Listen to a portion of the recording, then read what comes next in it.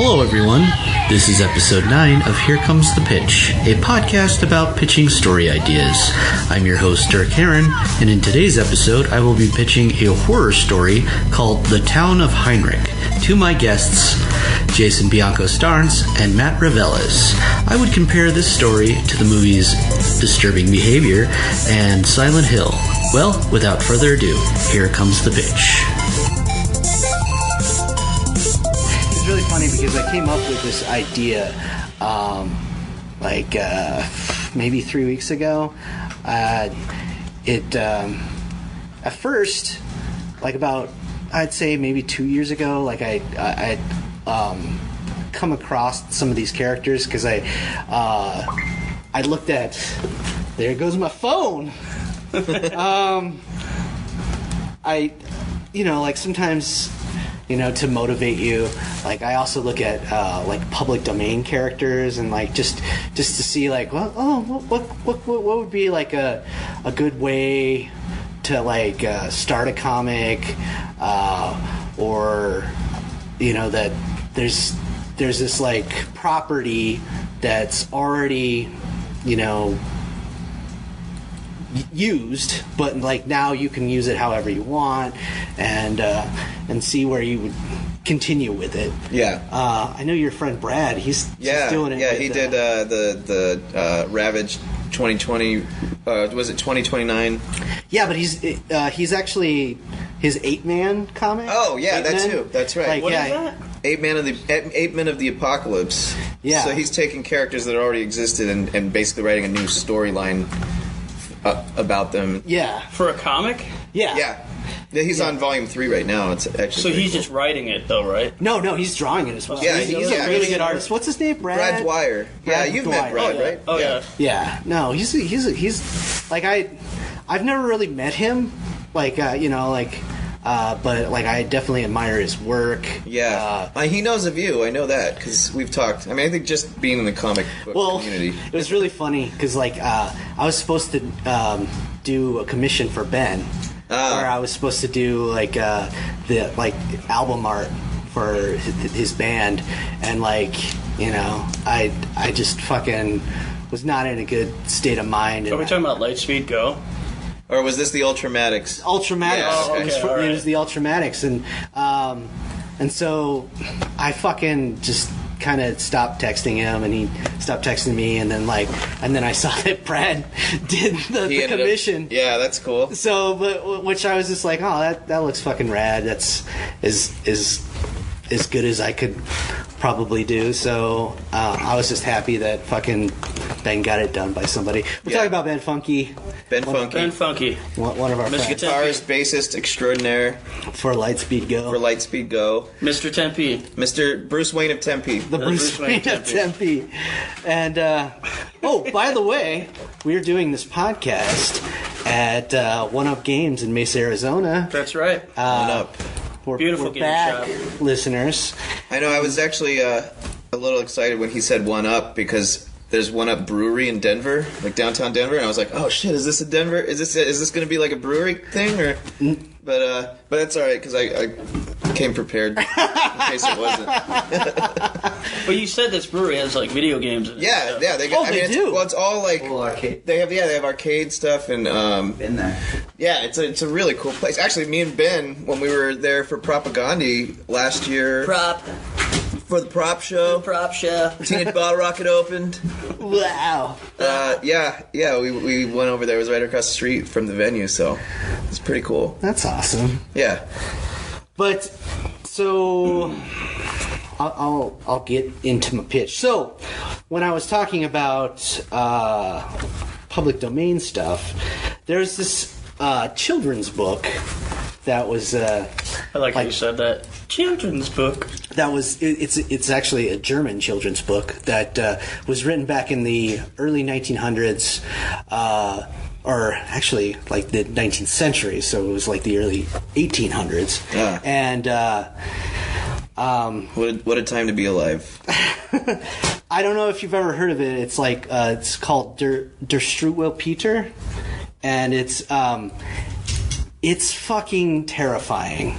It is like it's like German folklore or like. Well, no, it's this guy who it's kind of a crazy fucking story. So he was this like psychiatrist at a mental ward, and so he wanted to like create a children's book that also taught life lessons and also like kind of focused on like mental illnesses, so that like parents could like see if there was any mental illness kind of going on with their children, and but there's like all these like terrifying characters in it, and there's this one guy called like the Scissor Man, who's also like they call him the Tall Tailor as well, and so I printed out a couple of little things. This is the book cover, cool. and so the character that's on the front is called Shock-Headed Peter, and that's what it translate the Der Strutweld Peter. Does he have like a There's branches. Freddy Krueger thing going on? Yeah. So each like it's kind of like a poem, each story, and it tells the story of the kid and like how he's this dirty kid that never combed his hair, never cut his nails, and it's just like it talks about how, you know, he's like this horrifying child. So like it's like teaching kids like to, you know, wash yourself and scrub your balls. So Wash your ass. but here's the and then there's like also about like there was one about racism. It's called the story of the Inky Boys, which is like sounds. Wait, so you're saying there's a German story about racism? But it's actually like a kind of a proper story about it, because it's about like this black kid that's just was walking around, and these two kids come up to him and they start making fun of him because he's black. And so this giant like wizard guy tells the kids not to fuck with this kid anymore. Yeah. And then they continue to fuck with him. And so what he does is he takes the kids and he dumps them in like this giant thing of ink, Nice. and then turns them fucking black. Huh. And so that now they have to deal with being black themselves. Okay. So, How do you like that, you little racist assholes? You know this. It sounds like something that like Dwight from The Office would like Yeah. bring to the office. Like with his Krampus, or well, not Krampus, but what was it? Whatever you hit him with the branch. Yeah. Yeah. So, and then like, okay, so, the story of Suck-a-Thumb, which is about Suck-a-Thumb? Yeah, which is about the Scissor Man, where it's about this kid who sucks his thumb, and his mother tells him like, you know, I'm leaving. Make sure that you don't suck your thumb, or the tall tailor will come and cut your thumbs off. Oh, yeah. And so, of course, as soon as the mom leaves, he puts his thumb in his mouth, and then like the fucking tall tailor comes and cuts his thumbs off. That's pretty frightening. Shit. So yeah, That's a pretty good deterrent, I guess. You tell your kids that when they're little. yeah. So, and then there's just a lot of stories that kind of deal with like, you know, mischievous kids, and it gets there's this like weird vibe throughout it too, that like you know, like your pets and animals just like will notice when you're being bad, and it's like they almost like will tell on you. So or they also try to like kind of be like the voice of reason for you as well, because there's like this one story that's about this girl who's playing with matches, and then like her cats like are trying to tell her like don't mess with the fire, blah blah blah, and then she ends up setting herself on fire. Oh shit. And then fucking turns into ash. That's like not unlike my first experience with matches. I was told not to play with them, and and I fucking accidentally lit one. I mean, I was trying to do it. I wanted to see how you do it, you know? Yeah. I was at my grandparents' 50th anniversary. They had like this huge backyard. It was a big party. And I got the matchbook and lit one of them, man. I burned the fuck out of my thumb. Like, it burned my fingernail. Like, it fused it to my skin. It was pretty Jesus. fucking painful. But I couldn't tell anyone because they had told me earlier in the night not to play with matches. I'm like 8 years old at the time or something. And so I just had to, like... lesson learned. Yeah, I just had to, like, hide my pain and... keep it to myself. That happened to like one of my friends when when I was a kid. That he was playing with like a letter opener. Oh, like, shit. And like he was like messing around Please with tell it. me he stabbed himself. He fucking stabbed himself That's awesome. in the hand, and then he didn't tell anybody, and then like it got really infected. Oh, shit. And like he ended up having to have surgery on his hand. And the tall tailor came and fucking cut his hand off. So, with all that backstory about like this fucking crazy book, let me go into my pitch. All right. So, this Puerto Rican family, like it's a pretty large family, they move into this small town. They have like about 4 or 5 children, ranging from the age of like 6 to 17, and right off the bat, like everything's a little creepy. You know, like the neighbors are like overly friendly. The town's kids are like very well behaved, but like almost like fear this new family.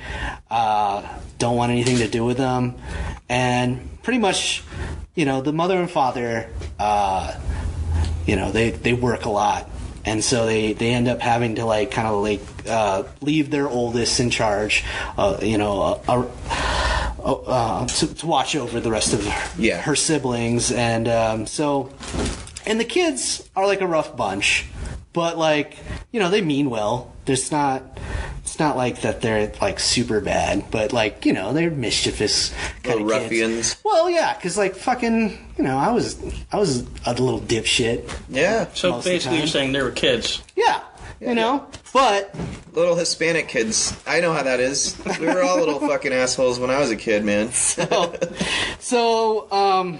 like right off the bat, like they're not really jiving with this this town very well. They they're kind of getting in trouble at school, and so some of the townspeople like kind of go to the parents and say like, politely, like, your kids are kind of acting up. You need to kind of get them together, or there could be punishment. And so at first they're like, yeah, all right, but like, fuck you for telling me how to raise my kids.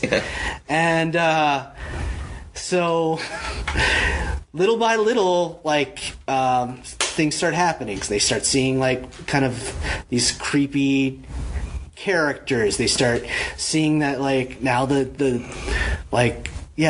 neighborhood pets are like watching them. They're like, it seems like everyone's eyes are on these kids, on this family. They try to go to their parents about it, but they're like, it's all in your fucking head, blah blah blah. Yeah. At one point, they kind of get in a little scuffle with some bullies that are in school, and right off the bat, they're not the ones that are scolded. It's the kids that already are well established at this town. They don't. The next day, they don't show up for school, and they're like, "What the fuck happened to these kids?" Yeah, the kids that have been around already. The bullies. Yeah, the bullies. Okay. And so later on, they kind of run into like these other Puerto Rican kids, and they're like, "Oh man, finally, it's not like just a bunch of fucking white people." But they know that, like, they see these kids, they're fucking scared of them, they don't want nothing to do with them, and they realize that those were the fucking bullies. Wait, hold on. But, so you're saying that they look like other Puerto Rican kids? Yeah. But, like, maybe one of the bullies had a stutter or something like that. Got it. And so... And this other kid has a stutter. Okay. And so they're just like, wait a minute. And they're kind of, like, putting it together. At one point, one of the stories that was in the children's book was about this kid that doesn't eat his soup. And it gets to the point where just because he didn't eat that soup, now he can't get enough food in him. And so I thought it would be cool, like one of the kids is like, it's like that movie Thinner. Yeah. That short story where he's like starts becoming really thin. Yeah. Like maybe he's like a pudgy kid and now he's like thinning up and like it's getting worse.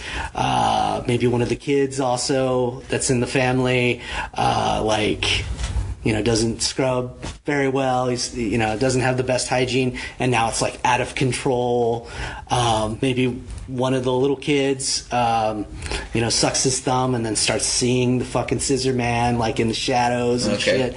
And then now they like start to realize that something is really fucked up about this town, and they start to do research on the town, and they find out that this town was like pretty run down. It was filled with like crime and drugs, and like it looks completely different from how it looks now, where it's like very clean and upscale kind of neighborhood. And the change just kind of happened subtly, or?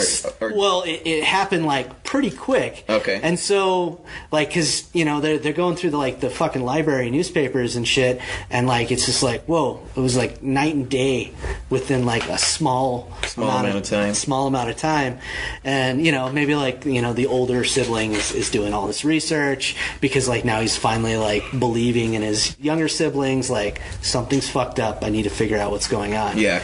And so that's kind of where I'm at with the pitch, because it's like, it could go a lot of different ways. Like I thought that, it's a little bit like Stepford Wives. Yeah, actually that's what I was thinking when you were describing the town. Yeah. Something like that. That's exactly what I was thinking too. Yeah. It also kind of reminds me of like that shitty movie Disturbing Behavior that was back in like the late Katie Holmes. That's right. Yeah. No, it was Katie Holmes, and I think like Josh Harnett was in it. Was too. it? Yeah, he was the drug dealer. Yeah. Or maybe I don't know. Is it that movie that's supposed to be kind of like an R.L. Stein? Well, no. Or that's a Faculty. Yeah. Oh, well, yeah. But this is about Disturbing Behavior was like shit. I can barely even remember what it was. Paranoia. Oh yeah. By the way, that's my brother in the background. Nicholas Harron. By the way. Oh, it's not. It's not Josh Harden. Yeah, he's in the Faculty. Yeah, he is. But who's the guy? Who's the main? I don't know who the fucking guy is, dude. but I remember Katie Holmes, and it's about like how they put like these chips in all the kids' heads in the town, and then like they're like super well behaved, and they're like and it's all about like the parents did it. Yeah. Like where like they're like, well, we want our fucking kids to live out the rest of their lives doing well and get into good schools, so we'll implant these chips in their fucking heads. Make sure that they do well. Everything, we control everything they do. Bypass actual childhood. So, like, I guess it's just difficult to kind of like come up with like kind of the reveal of like what is all about, like why is this all happening. And I kind of thought that maybe it was like the town, like they came to an agreement that like maybe we need some very strict rules to take place, and that there's this book that they know about that like it could be possessed. But then I was also thinking like maybe like there's some kind of witchery where that they have like I don't know, manifested these fucking creatures and stuff to keep them in line. But then Maybe they read from like a Necronomicon or something. Yeah, you mean kind of like The Village-esque? Well, Yes, but the village it was all like it's all fake because it's the Yeah, but they tell all the townspeople they can't go in the woods because Right. those things will. but it's just the the parents dressed up as that creature. Yeah, and then but you're saying in this case it would be something that actually, like some sort of supernatural element. Yeah, I was thinking maybe supernatural or maybe something like the village, like maybe, but like Maybe a government cover up. No. like because I felt like maybe I don't know. Like I don't know where to go with this. That's Yeah. why I've came to you guys and I'm kind of pitching it to you. Like where would you kind of go with the story? How would you explain it? I thought like maybe there's like this like demon book. Maybe they. So basically, where we are now is them figuring out what is wrong with the town. Right. They know that it's that there's a connection between this old fucking book, German fairy tale book, but they don't know how it's connected to the town. I assume it's kind of like like maybe the parents or maybe like the mayor or something like that. I was gonna say it'd be cool if it was like one guy Yeah. One that guy like, came and That'd be started the whole cool. town with his kind of like Or the word. or a small group of people. Right. I mean, I feel like if you did it where there was kind of like an element of like it's not the first time this has happened, and somewhere within the telling of the story there's a reference to like something that had happened before, Yeah. and so like there's kind of like a connection made eventually that like, oh, this is the same weird shit that's happening now. Like weird shit has happened like that, in another generations ago or something like that. Yeah, because it Or does span. yeah, centuries. And then you can kind of, I don't know, figure out what it is that made it happen the first time and it is also making it happen this time, and like and how to stop it. yeah, in a sense too. It becomes like kind of a challenge to figure out, Right.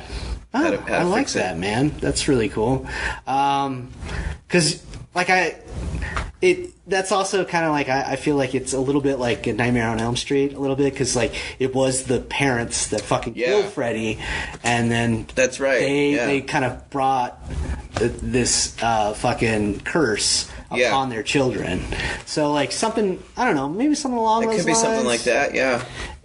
But I also think of like Krampus, that movie where Yeah. like it's like this bad family and like fucking Krampus came to like fucking kill this family. Or at the end when he spoilers puts them in like a little snow globe. See, I never saw it. Oh, Now I'll never see it. Dude, I it's did say good. spoilers. Yeah, you did. Right before. I should have plugged my ears. It's good. Yeah. Yeah. It really is really good. All right. I'll Like check it out. surprisingly good. Yeah. Okay. I mean, I trust you guys' opinion, but I did hear that it was good from people when it first came out, and those people I don't trust their opinions. So, but I mean, they could be Well, broken did you clock. see Trick or Treat? Did you see that movie? No, I never did. Yeah, well, it's by the same director. He definitely has like a style. Okay.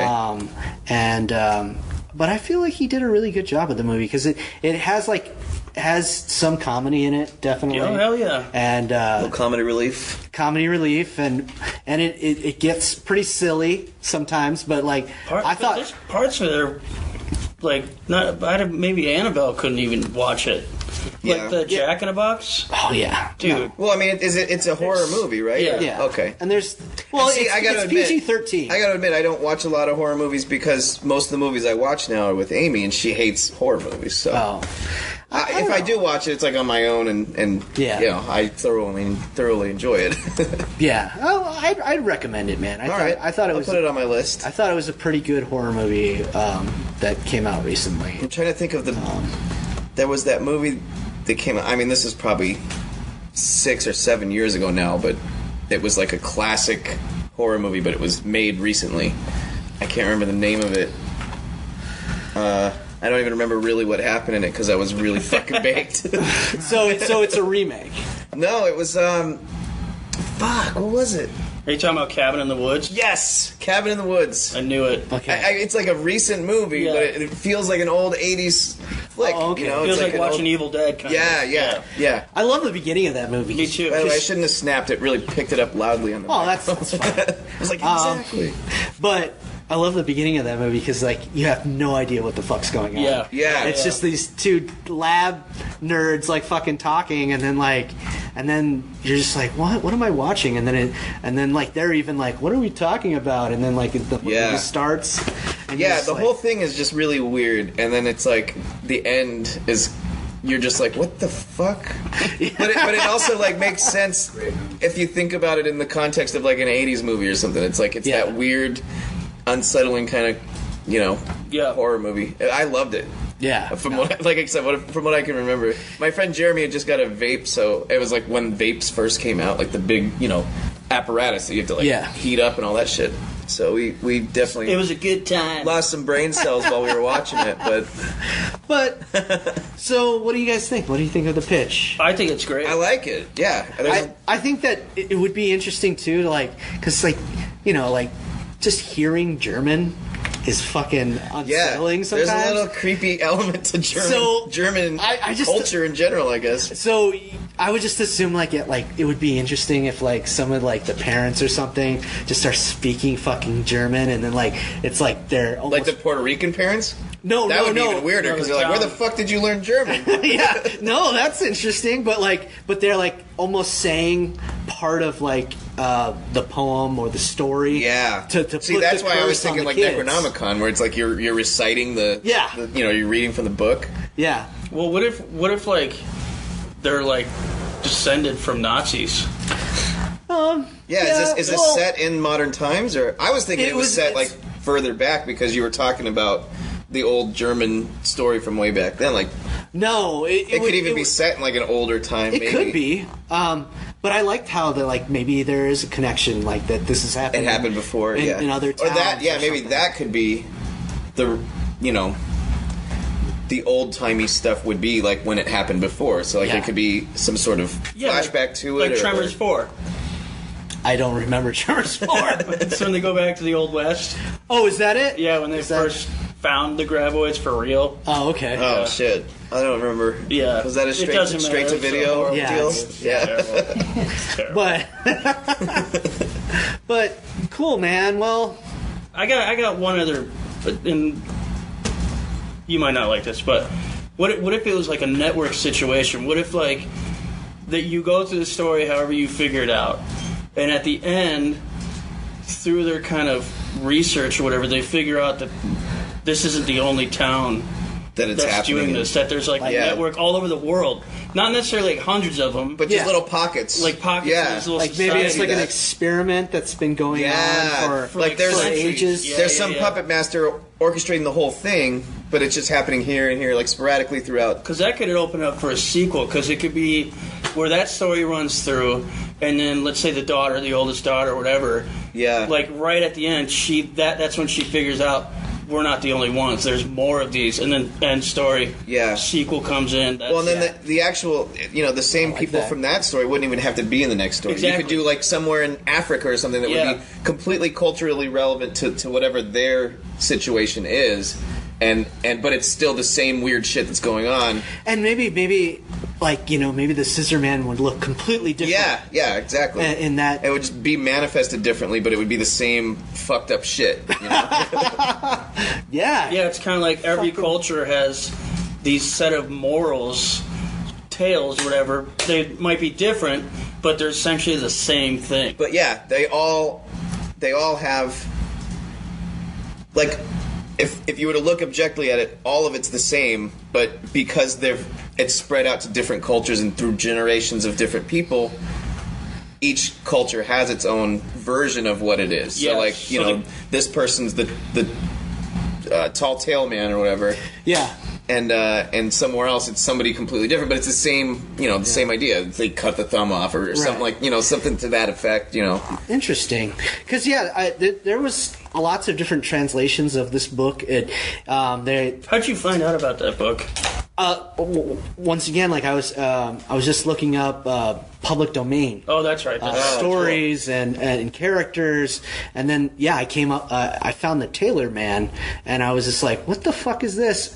And then I looked into it, and then I found the book, and then I read the all the stories and stuff, and I didn't know how to put it together until like recently, about 3 weeks ago. I was just like, whoa, what about like it's all tied together, and maybe it's like haunting this fucking town.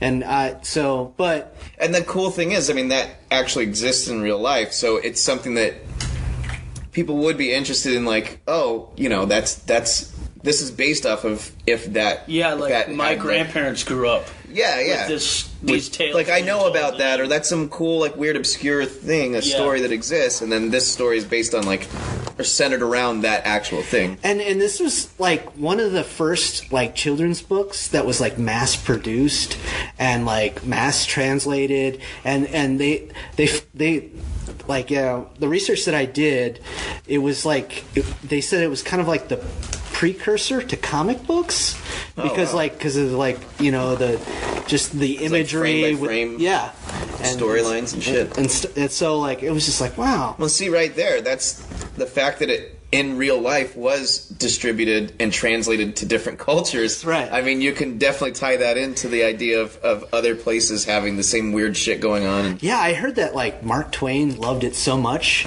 that he rewrote it. Oh, really? And like, there's a version of it like told through his voice. Huh.